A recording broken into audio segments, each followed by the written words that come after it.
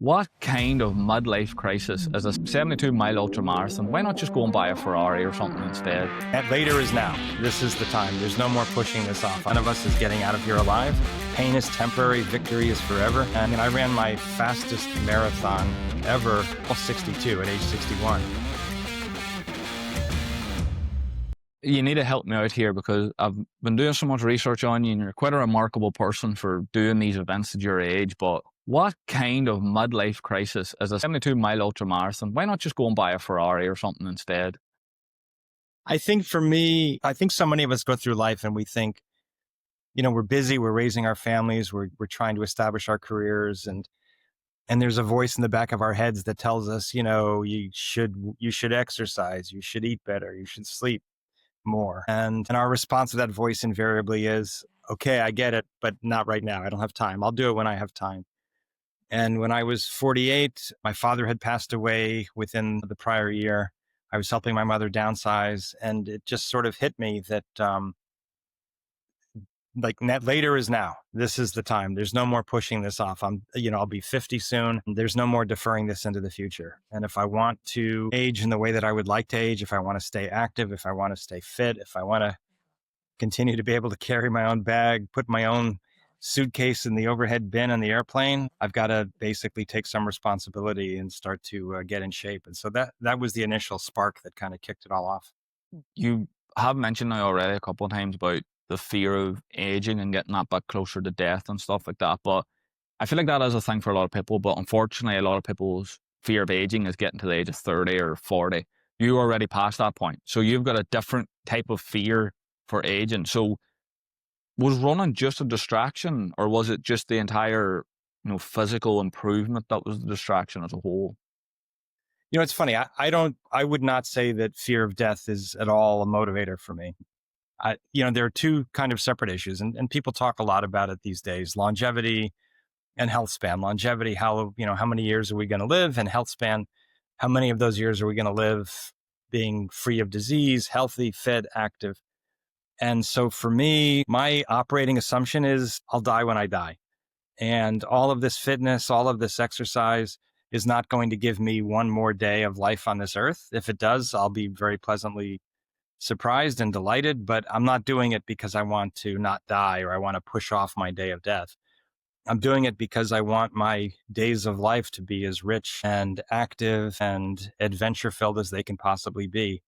And that, to a very large extent, is within my control. I can make that happen to a large extent.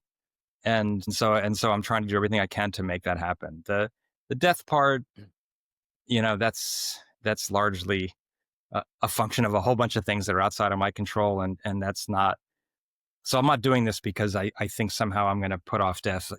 I once heard somebody say, none of us is getting out of here alive. And I think that is quite true. And so I think wasting time fretting over something that ultimately is the destiny of all of us is probably not the best use of our emotional energies. Nobody is getting out alive, and there's a guy that is really starting to get on my hate list so much. It's the guy on social media trying to live forever. The guy that sold Venmo, the big billionaire. He is Yeah. driving me insane because he put up a video of his nighttime routine. I'm like, I swear to you now, there's people on death row with better quality of life.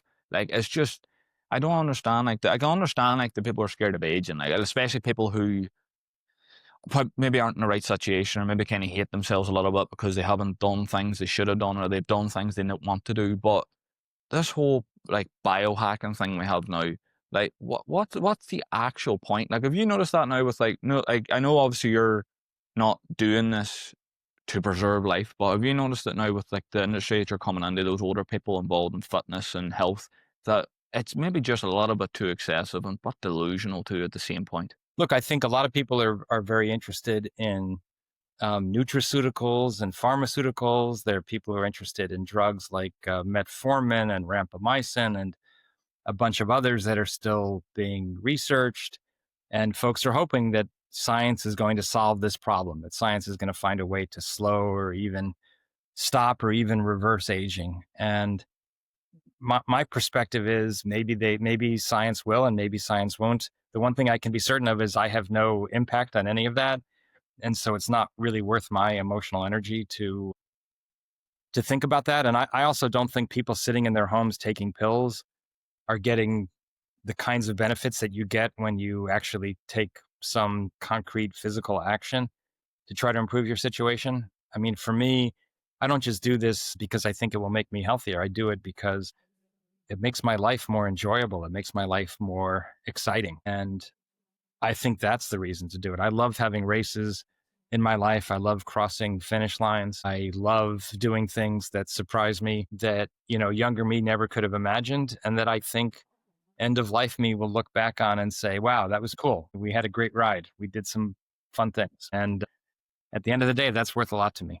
I have to be a little naive here because I need it. Like, if we're going to talk about all these things you've done, and I still can't believe you've done them, but we have to look at it from all sides here. So, Tim Grover, Michael Jordan's trainer, has this great quote about, if you think the price of winning is high, wait to get the bill of regret. And that's always the thing that is scaring people, is if I don't make this decision now, am I going to really fall to the debt of regret later? But there's a different type of bill in this scenario with you.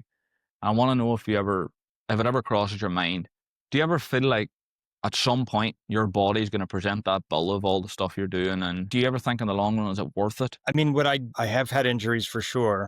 And I try to recognize them as they're coming and I try to deal with them aggressively, which includes resting, which includes potentially rehab and all of that.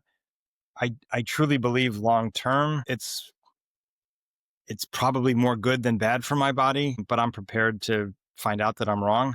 I just think that right now I want to live the best life that I can live, which to my mind means doing things and being active. And I think clearly, if you just sit home on the couch, watch TV, read a book, there are physical consequences for that too, for sure. There's just no question about it. So I don't think that there's one perfect 100% certain recipe that if I do this, I will preserve my body indefinitely under all circumstances.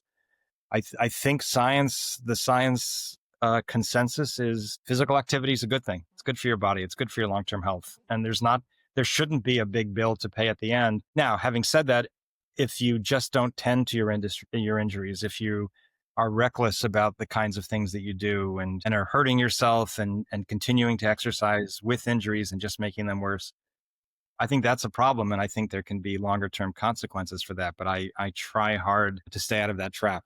It's almost like you'll deal with what it is now because you don't want to deal with the regret later on, almost like that. And that's something that is actually quite interesting to me because I try to run every now and again and stuff. And running is one of those sports, like I always like anybody I meet that tries to get into it, like hurts everything, hurts absolutely everything. There's no part of your body that's safe from running. It doesn't matter what it is, but I want to stay on this idea of like regret and just going for it anyway. Those moments in those ultra marathons, like you say, like you're cut at mile 81 already at a point. Uh, how are you talking to yourself in your head at those excessive miles where your body's just like, here, at some point, please stop. I can't do this much longer. Well, before I answer that one, I love your focus on this regret issue because I think it's a hugely important issue. And my strong belief, my sort of basic rule that I try to live by is the things that we most regret are the things that we don't try more than we regret things that we tried and that didn't work out as well as we had hoped.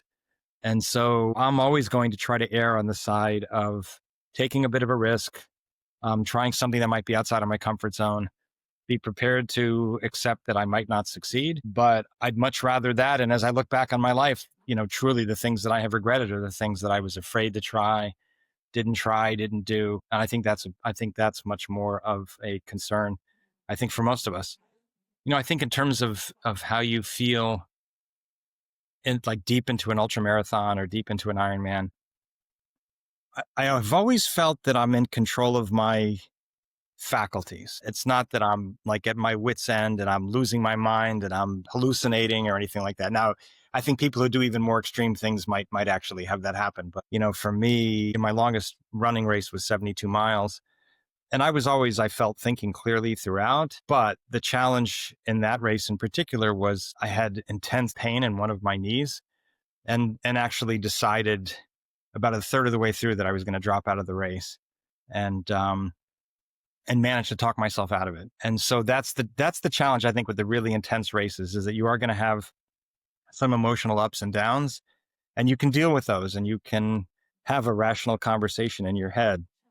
And I think that actually is an attraction for a lot of ultra marathoners, that you're going to go to these dark places. People refer to it as the pain cave, or, things of that sort. And you're going to find out, what stuff you're made out of. You're going to find out, whether you're the kind of person who can overcome and persevere despite the challenge. So, yeah, I think in that particular race, there's a sign that I've always seen in marathons: pain is temporary, victory is forever. And that's what I thought about over the next couple of minutes after I decided to drop out.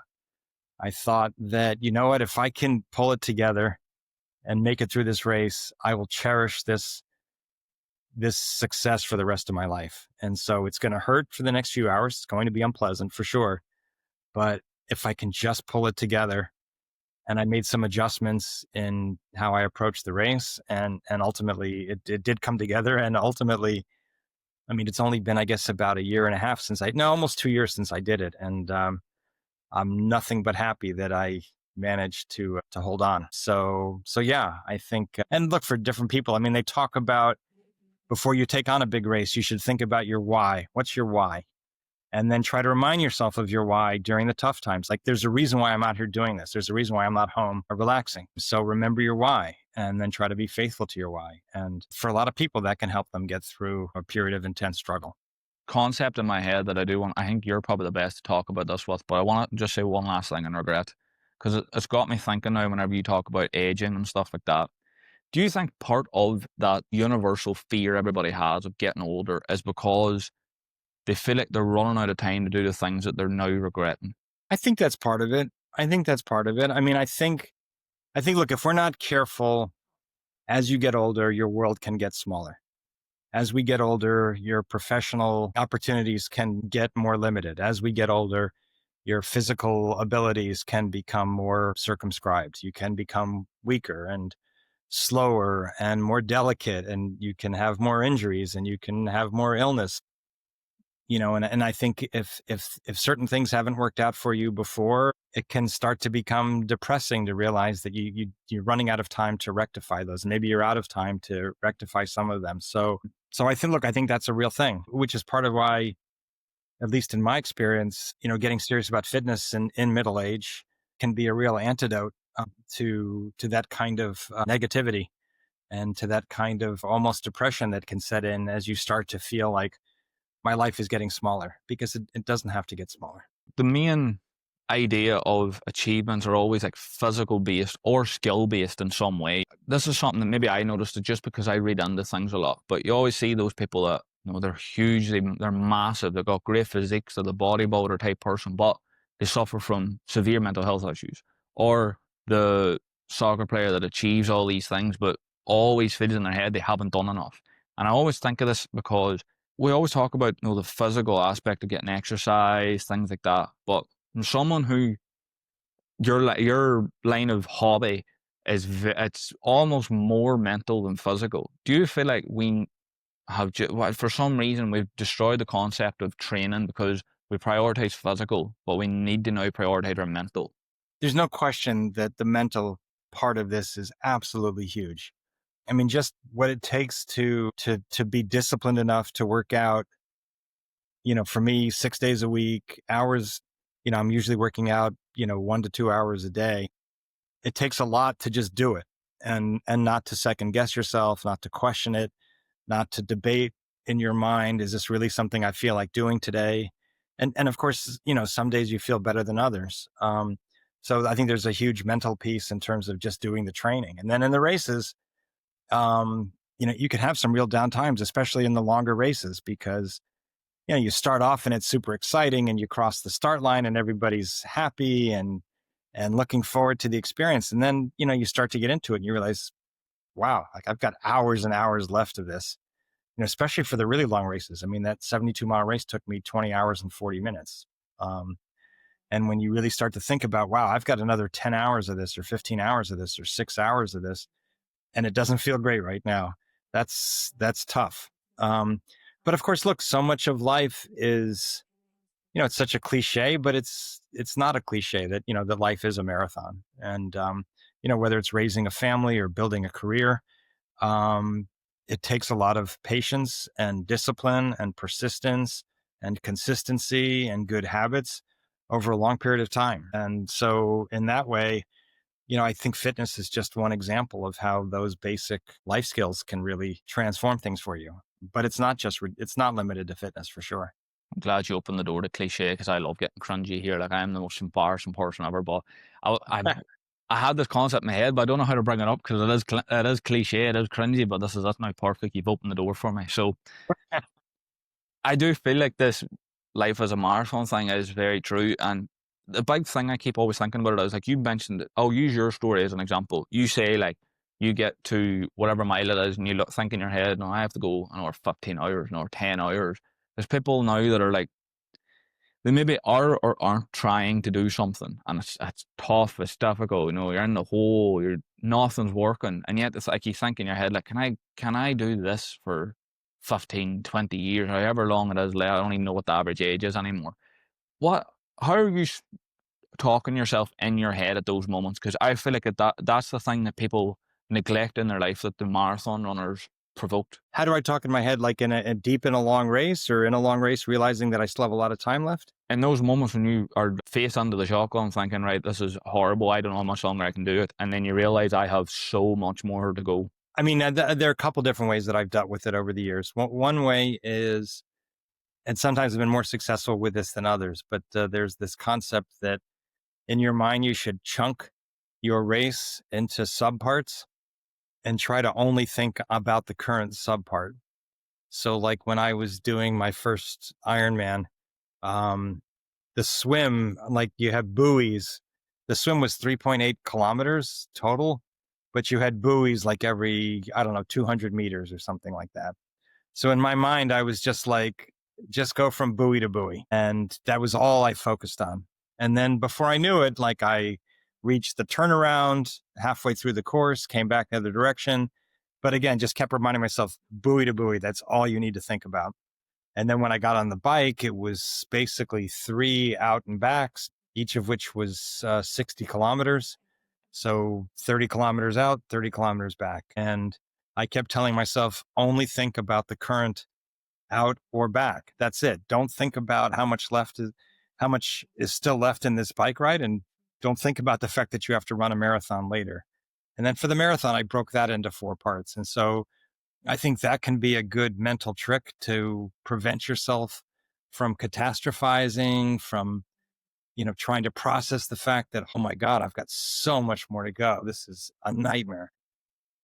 But yeah, look, different people deal with it in different ways, but I think that chunking strategy is pretty tried and true. I think others, I certainly learned it from somebody else. It wasn't something I came up with.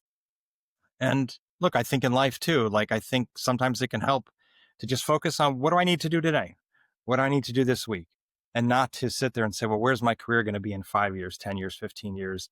I'm never going to get there at this pace. And obviously, you do have to do some long range planning. You do have to have an idea about where you're going. But finding that right balance is something that I think we always want to be trying to figure out. Right, let's stay on Cringe Fest 2025 because I'm loving this. But so we've talked about the people that they're on their way, but they don't fully see the end in sight yet. They maybe see the end, but it's quite a distance away. But there's now a different group of people, the ones that don't get out of the starting block.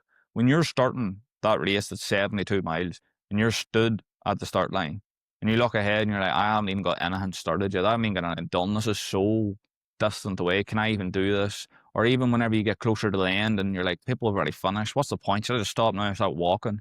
How do you get yourself through those moments? Because those are the blocks that everybody seems that they can't even get over that wall. Honestly, the starts are always easy. I've never had a problem at the start. Starts are always easy. It's exciting. And even though you've been through long races before, you have a little bit of amnesia, like this is going to be great. This is going to be fun. You kind of have put out of your mind that no, at some point it's actually going to be not so fun. At some point it's going to start to hurt.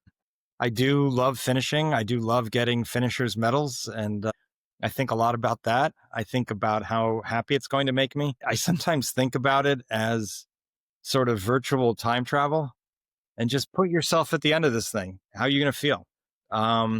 And again, it's not something I've come up with. I saw somebody writing an article about that for ultra marathons. Like, basically, how are you going to feel if you quit right now? How are you going to feel tomorrow about the fact that you quit?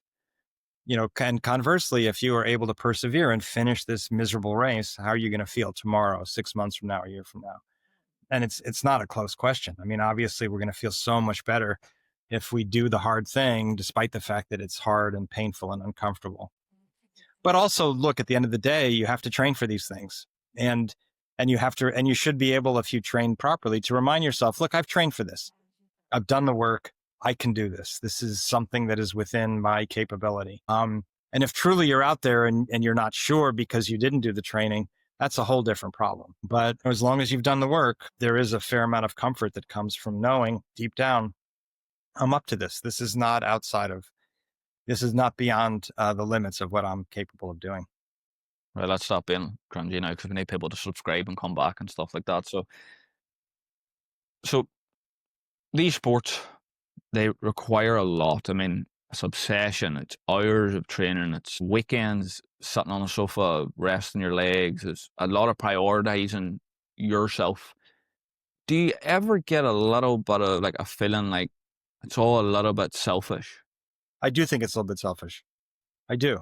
No question about it. I try to minimize the impact on others, but there's no question that there's an impact. I think we need to be mindful of it. And honestly, for me, that's part of the reason why I didn't really get serious about this stuff until I was in my late 40s, because when my kids were little, I don't see how I could have responsibly trained for an Ironman or even for, ultra marathons, or maybe even for marathons. Like, I think, and actually, when you look at races and you look at the breakdown based on age, you do tend to see that the biggest age groups are like, late 30s, early 40s. It's not in the 20s and not even in the early 30s, because, younger folks, they've got so much going on in their lives. They're building their relationships, raising their families, starting their careers. They don't have the kinds of hours that it takes to do these incredibly demanding sports. So, yeah, I do think it's selfish to an extent, for sure. But I also think, there's another side to it, which is being able to be in the game of life, fit, healthy, active.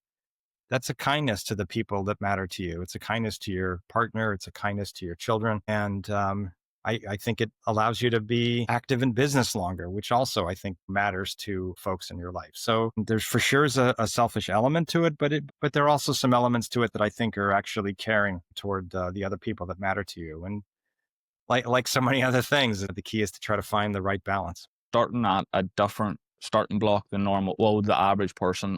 Wouldn't really say the average person because a lot of people probably in their lifetime don't do these things. And especially people who are around 30 years old, which is technically the peak of performance. But you're a little bit older. Your body's obviously not what it used to be, and it's not what these older people you're racing against have.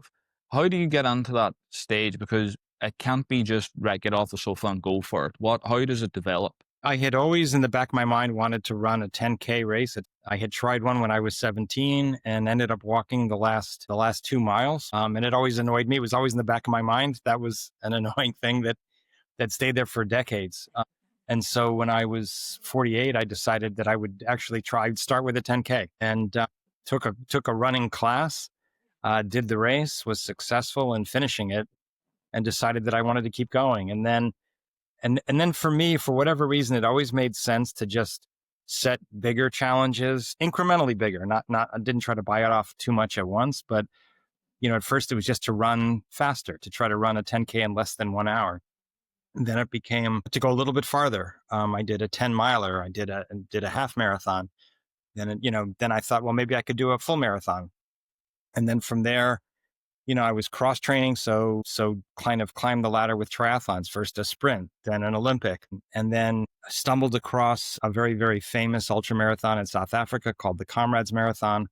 Started training for that, started to do ultra marathons, and then was worried that I might not succeed in finishing that race because there are some pretty severe cutoffs. And in the end, I did in fact get cut at 11 hours of running.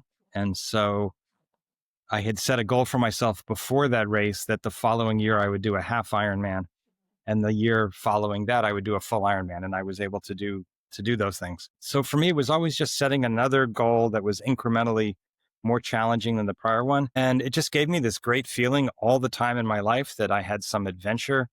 I was climbing new mountains. I was doing things that younger me had never done. younger me had never thought I was capable of doing. And to me, that was a great way to deal with aging, with getting older, to still feel like my life was exciting, to still feel like there were new things to discover and to do.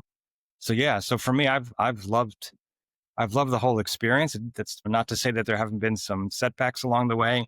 Certainly, there have been injuries along the way, but overall, I wouldn't change any of it. What did your training teach you about this balance? Because I mean, I don't think people actually understand the difference between training for a normal marathon and this catastrophe that you sign up for. I'm always looking to optimize my life, not just my training, but my productivity and work, my personal life. And so I'm constantly making micro adjustments and trying to make things work in the best way possible and not to let any one part of my life push out the others too much. There's always going to be a little bit of push and pull, and you're never going to stay perfect for long, but I do think you always have to have that in mind, that I can't lose sight of my partner, my children. I can't lose sight of my career, can't lose sight of my physical health. And, you just got to constantly be tweaking and constantly be examining and being honest with yourself. Am I falling short in one dimension or another? And if I am, then I might have to adjust. Yeah, I mean, look, I'm a pretty type A person. I don't think everybody should be as type A as I am. Um, I don't think everybody should be out there trying to do Ironman or ultras. I do think everybody should be attending to their physical well-being, and I think for most of us that means some sustained sufficient level of regular exercise. I think we can all benefit. Almost all of us can benefit from that. Um, but everybody has to decide for themselves just how far they want to take it and what they're getting out of it. And so for me, the way that I'm doing it, it does require, I think, a fair amount of attention to optimization because I'm trying to squeeze a lot into each day, not just the fitness, not just the work, not just my personal life, but also my writing, which is, for me, an hour a day. So it's a lot to fit into that space. And if you're going to do it successfully, you really do have to think about how you're going to go about that. What does that 1 hour of writing a day do for your mentality and your everyday life?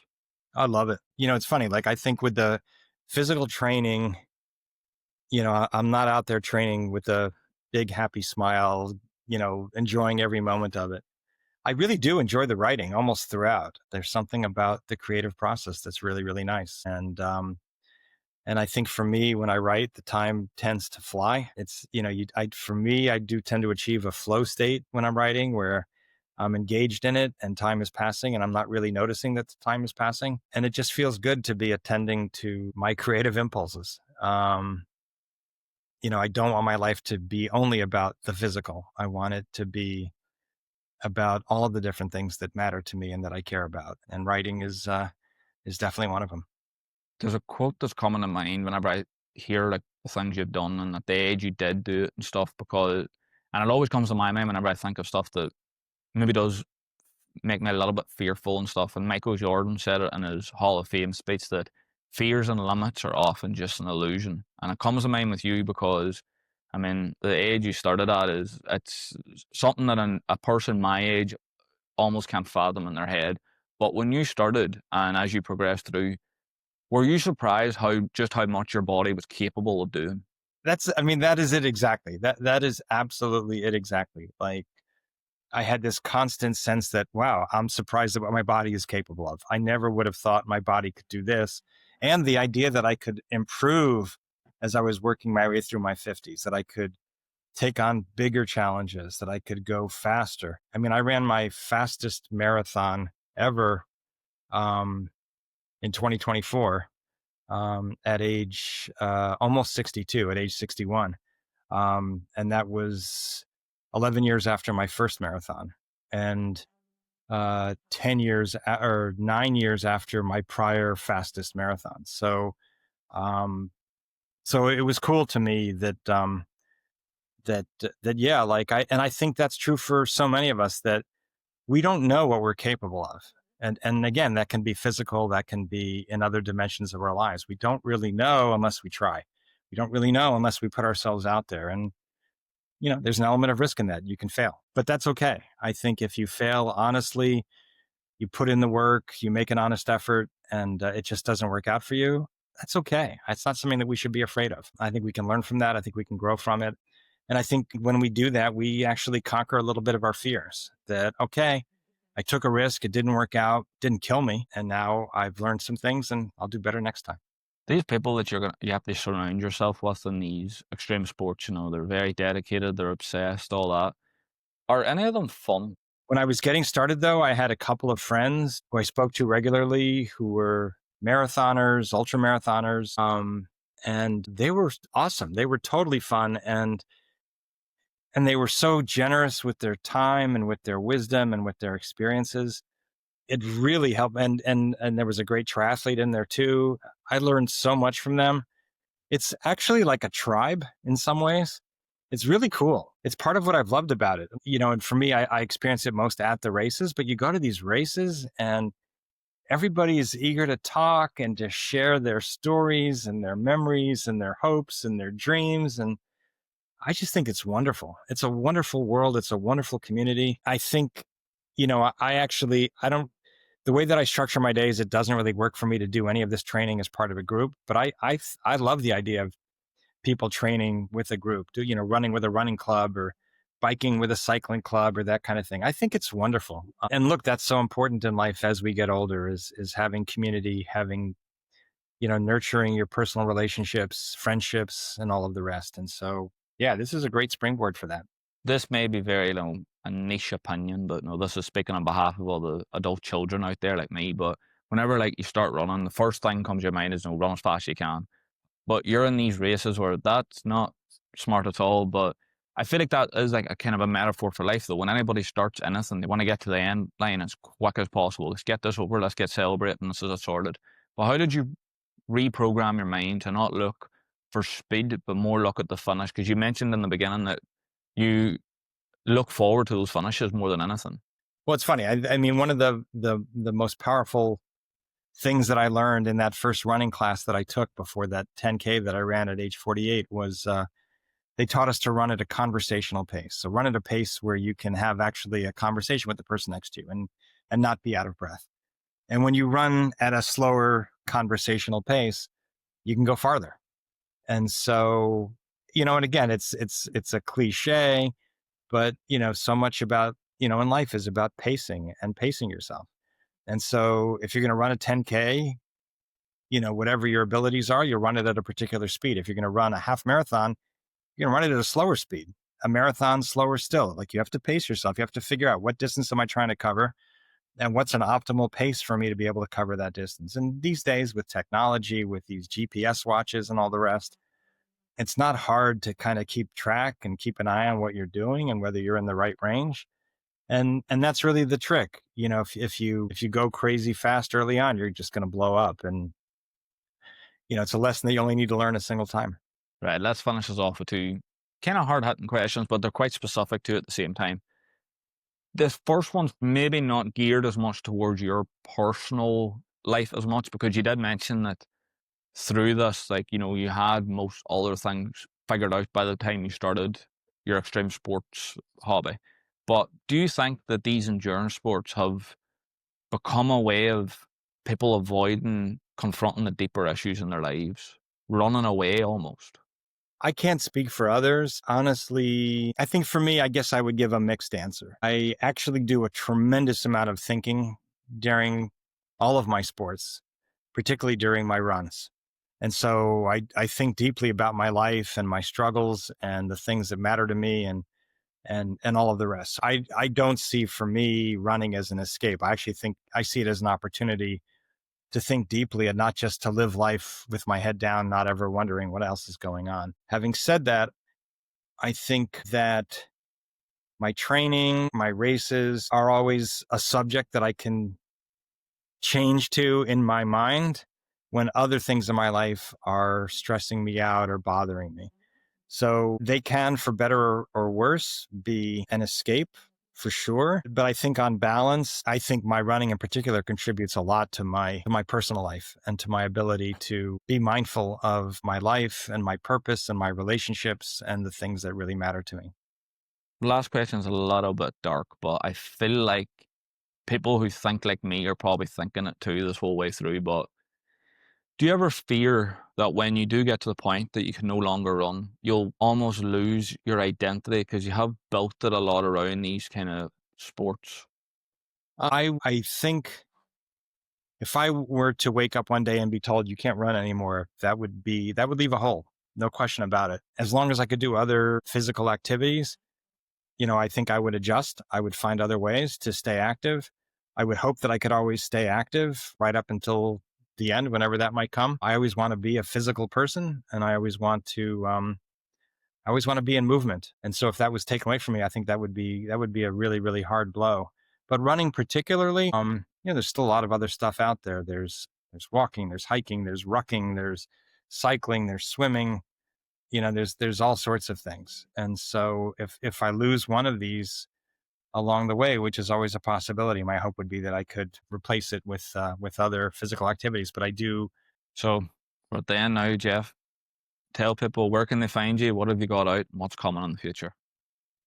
Thank you so much. The book that I've written about this fitness journey of mine is called Racing Against Time, on Ironman, ultra marathons, and the quest for transformation in midlife. You can find it on Amazon. It actually, right now, is just available for pre-order. It comes out officially on October 1st, so a little over a month from now.